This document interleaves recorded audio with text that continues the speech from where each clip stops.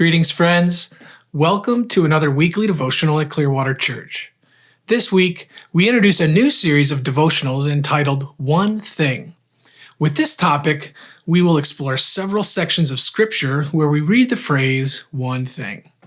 Each one thing will have a specific focus that will challenge all of us, and I trust you will find them encouraging. Some of these topics will include one thing you lack, taken from Jesus' encounter with the rich young ruler in Mark 10. The theme verse will be, "You lack one thing. Go sell all that you have and give to the poor, and you will have treasure in heaven, and come and follow me." In this study, we will see how this young man was living a seemingly righteous life, but still held one thing back from the Lord.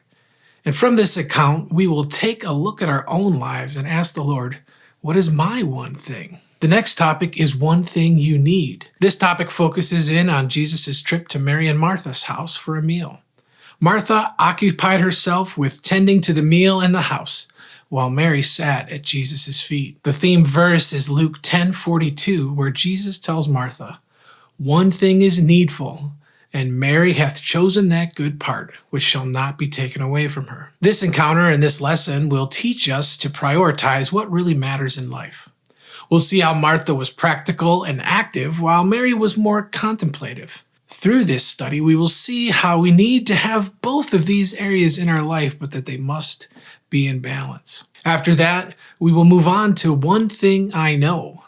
The focus of this study will be from John 9, Jesus and the man born blind. The theme verse is John 9:25, which says, "He answered and said, whether he be a sinner or no, I know not. But one thing I know, that where I was blind, now I see." The only thing that this man knew at the beginning of the story was that there was a man called Jesus. But by the end, this man proclaims before an entire city that Jesus truly was the Son of God.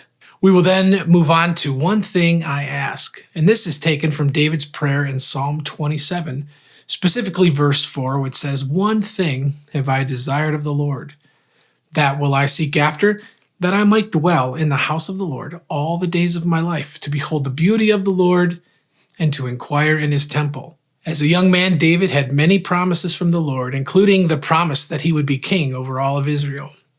But here in this psalm, we'll read that David is in distress and surrounded by his enemies, and he has not yet become king.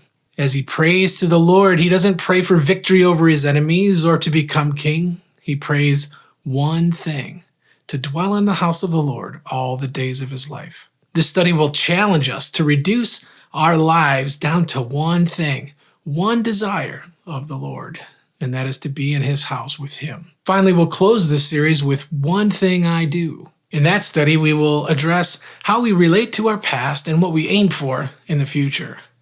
When the Apostle Paul wrote the epistle to the Philippian church, he had accomplished some amazing things for the kingdom of heaven, but he knew he was not yet finished. And he wrote Philippians 3, verses 13 through 14, and said, "Brethren, I count not myself to have apprehended, but this one thing I do, forgetting those things which are behind and reaching forth unto those things which are before." We will learn about our need for progress in our Christian life and to always move forward towards the mark that God has given us. So I trust you will join us over the next several weeks and that you'll be truly blessed as we look at the topic, one thing. God bless you.